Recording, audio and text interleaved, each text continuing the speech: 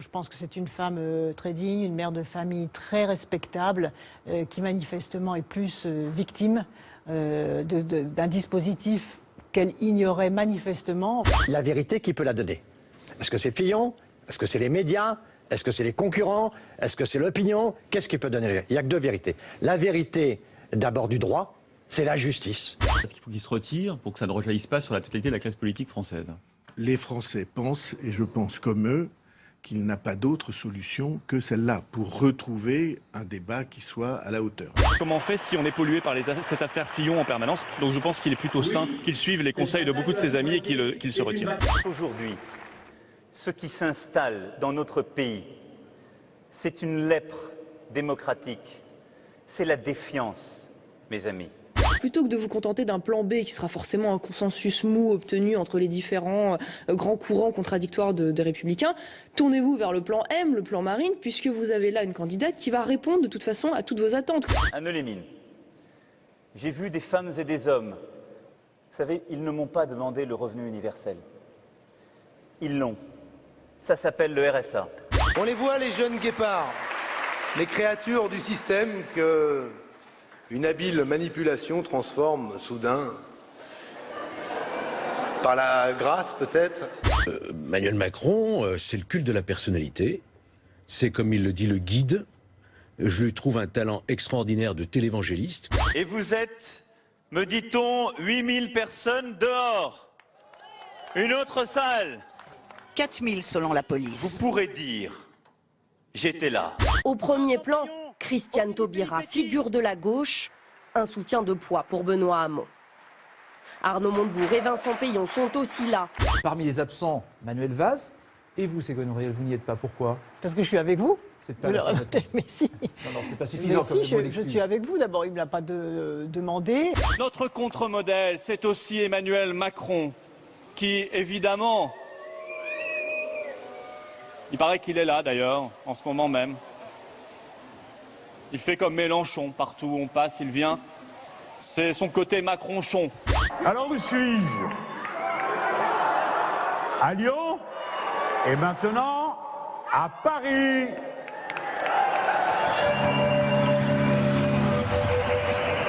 En travaillant avec ma femme et mes enfants, j'ai privilégié cette collaboration de confiance qui aujourd'hui suscite la défiance.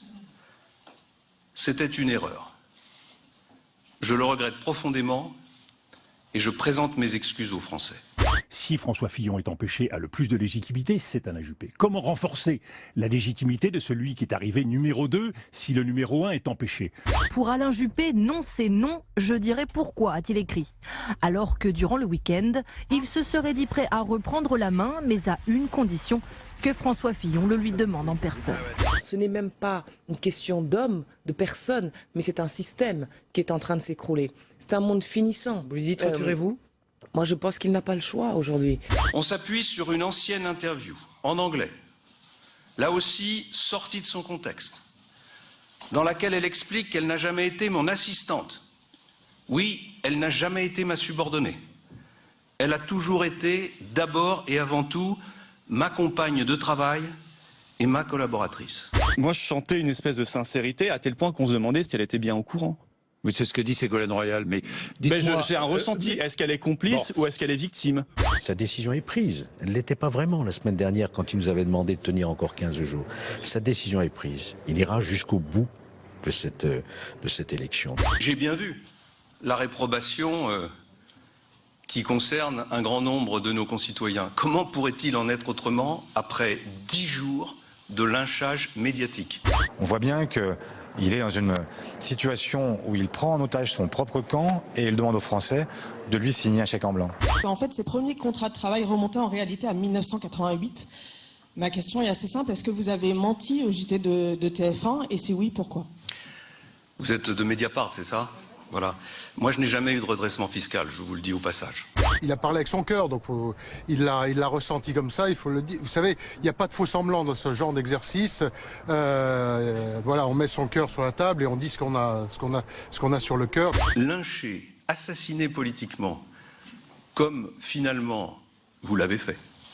Pendant 10 jours, un candidat à l'élection présidentielle, je pense que ça pose un problème. Que ça pose même un problème démocratique. Nous sommes tous derrière François Fillon, avec un seul objectif qui est la victoire. Nous avons un candidat qui est sincère, qui est solide.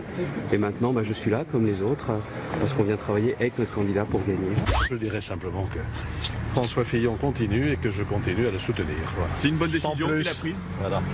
Nous allons mener cette campagne avec François Fillon, qui a peut-être aussi marqué des points, mais nous le verrons un peu plus tard, dans sa capacité de résistance à des tempêtes par vent de face, et c'est aussi l'un des critères de sélection pour choisir son président de la République. C'est le plan Bérésina. Et moi je pense que le plan Fillon, c'est le plan finaliste. Roger Carucci, toujours bon militant et affichant un optimisme de façade pour essayer de rassurer les troupes, mais enfin... Il dit, je n'ai pas de doute sur la victoire, mais moi non plus, je n'ai pas de doute sur la défaite. Ça sort au un moment où certains l'avaient décidé, ou en tout cas le calendrier te portait. C'est un complot. Mais c'est pas un complot, mais aujourd'hui, si vous voulez, il y a... Je vais pas accuser les médias, mais un peu quand même. Il y a... Chouette. Certains ont voulu utiliser le levier judiciaire, celui des affaires, pour discréditer l'opposition, pour faire en sorte que... C'est quoi la théorie du complot, débat, monsieur Ciotti, c'est ça? Il y a manifestement les mêmes acteurs qui sont à la manœuvre. Dans toutes les affaires, il n'y a pas d'intervention du pouvoir politique. Ce temps-là est terminé et il ne reviendra jamais. Nicolas Sarkozy sera sans doute jugé dans le cadre de l'affaire Big Malion. Ainsi en a décidé le juge d'instruction. En cause, le vaste système de fausses factures visant à dissimuler le dépassement de ses comptes de campagne en 2012. On va dire que ça tombe encore pendant la campagne présidentielle, mais tout ça, c'est naturellement tout à fait du hasard. Certains pensent que nous sommes des sectes. Bienvenue. Le projet ne sera pas de nous immoler par le feu, ni même d'avoir des pratiques déviantes quelquefois. Écoutez, Emmanuel Macron n'est pas un gourou, mais je suis inquiet. Inquiet de quoi? Je comprends pas. Inquiet parce qu'il est haut dans les sondages? Non, ou quoi? je suis inquiet. Pourquoi il ne veut pas dévoiler son programme? Qu'est-ce qu'il cache? Si dans les dîners en ville, si dans les boucles de mail, on vous dit que j'ai une double vie avec Mathieu Gallet ou qui que ce soit d'autre, c'est mon monogramme qui soudain m'a échappé, mais ça peut pas être moi, je ne le connais pas. Licence sur Fillon, licence sur Fillon,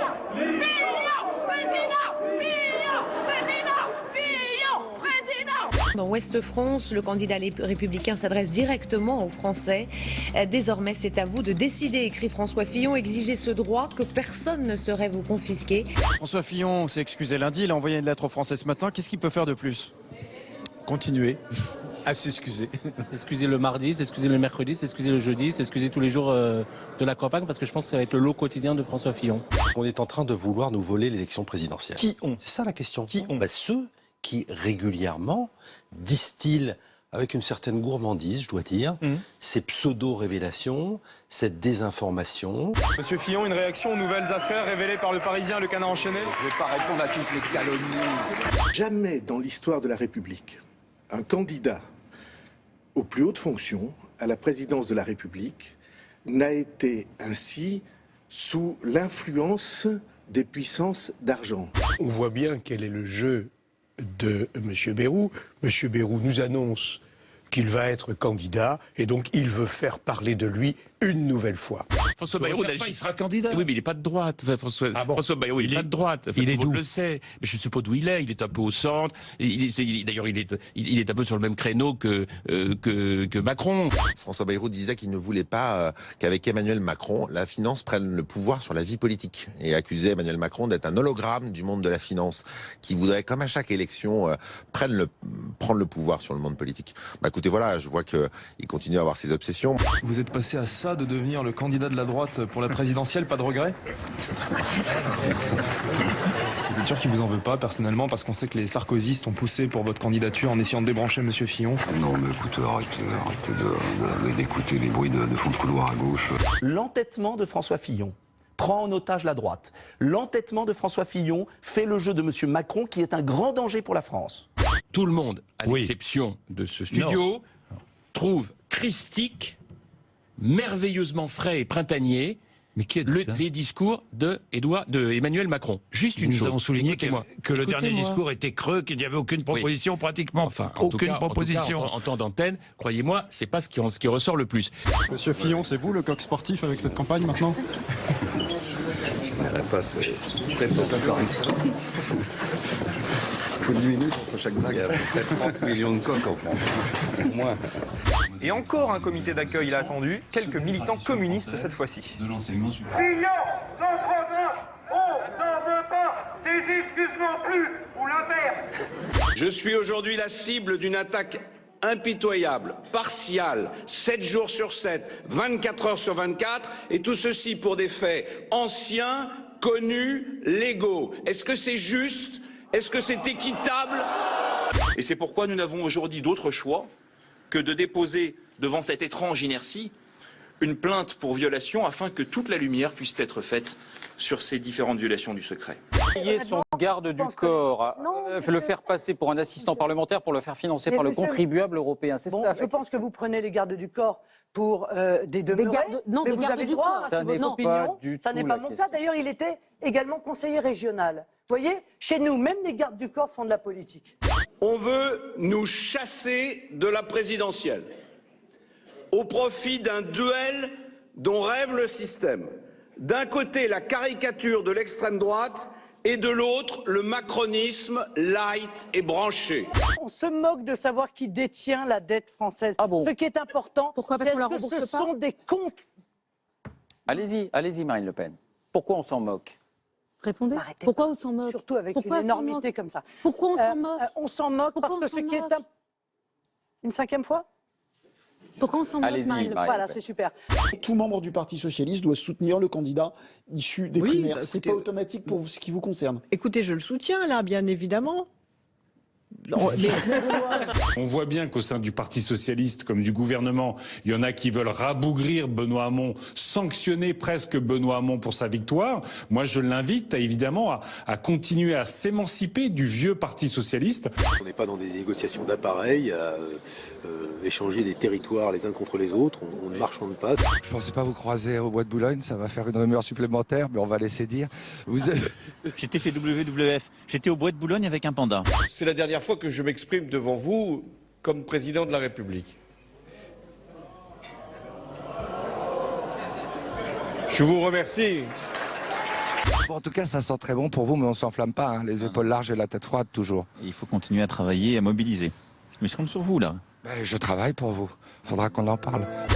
J'ai bien relevé ceux qui avaient applaudi et les autres.